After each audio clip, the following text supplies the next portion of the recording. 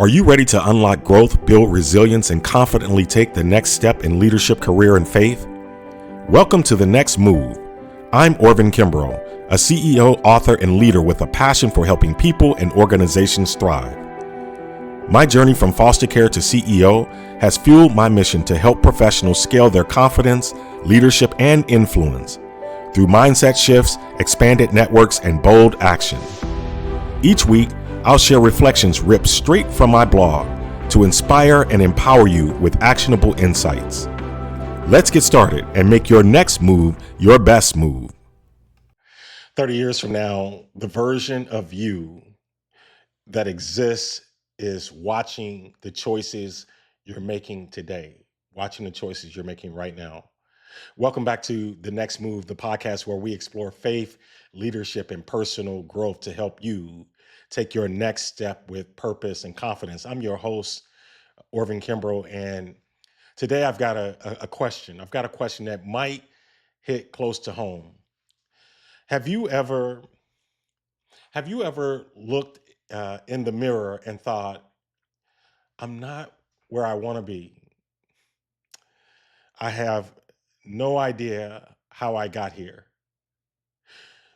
Not because of one big failure, but because of 1,000 small choices you didn't think mattered until they did. This episode is about those choices, the ones you barely notice, the ones I call micro decisions. Because over time, they shape your joy, folks. They shape your health. They shape your legacy, even your relationship with God.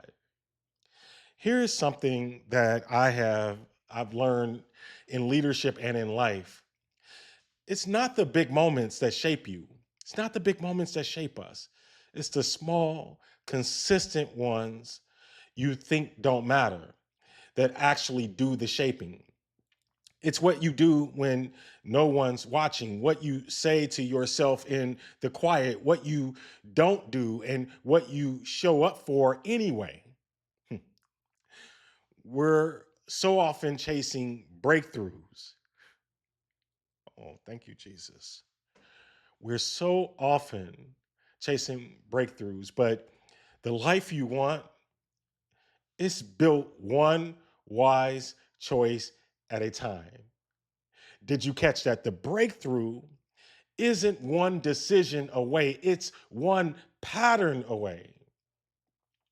Let me take you into my home. Many of you know I love coffee. I love coffee. It's a ritual. I've got a single cup coffee maker, and every morning while it brews, I made a deal with myself. Do at least 50 push ups, do at least 50 squats every time. Have I done it every single day? Absolutely not. But most days, yes. And that's the point. It's not about being perfect, it's about setting a pattern. Another micro decision, I try to walk 3 miles a day. This started during the COVID years. It's not always easy, not always convenient, but I stay consistent most days. Why? Because I want to be healthy, not just to live longer, but to show up fully for the people and responsibilities I've been given, for my family, for my team, for my calling. And that commitment, it's not about looking good, it's about stewardship, it's about legacy. Let me let me pause and ask you, what's one area, just one area of your life where your daily decisions are quietly shaping an outcome you don't want? Is it your energy? Is it your health? Your attitude? Your time with God? Just name it. Just name it right now. Just call it out. Got it. Good. Now let's keep going. Not too not too long ago, I sat with an older friend, a friend I've known for a lot of years, a friend I deeply respect. where we were talking about health. It's not it's not all too often that we just pause, particularly as men, and talk about our health. He shared how ignoring his blood pressure led to kidney issues, led to vision problems, uh, led to real daily struggles. And as he spoke, I thought, boy, this could be me 25 years from now if I stop paying attention. That conversation, it was recent, but the decision it reinforced, well, this was a decision that was made years ago. See, I've had my own challenges with blood pressure. A while back, many whiles back, I got on medication. I didn't I didn't want to be that guy. So I reluctantly got on medication because I didn't want to be that guy. But I knew if I didn't take control, that it would take control of me. That moment didn't start something new. The moment the conversation with my friend recently, it didn't start something new. It reminded me of why I started in the first place. It's like water uh, dripping on a rock. One rock doesn't do much, but over time, that steady drip, it carves a groove into solid stone.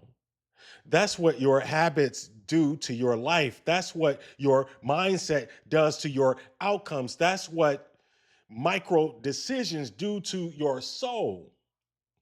Proverbs 4:26 says, "Give careful thought to the paths for your feet and be steadfast in all your ways." Give careful thought to the paths for your feet and be steadfast. Be steadfast in all your ways.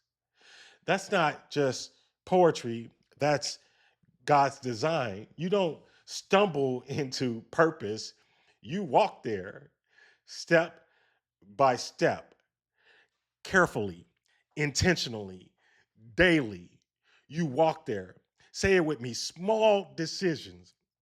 Come on now. Small decisions, big destiny. This is deeper than self help. It's about joy, not just happiness, but joy rooted in alignment with purpose, with calling, with God. Because real joy, we know it flows when your daily actions reflect what God placed in your heart. Let me bring it home.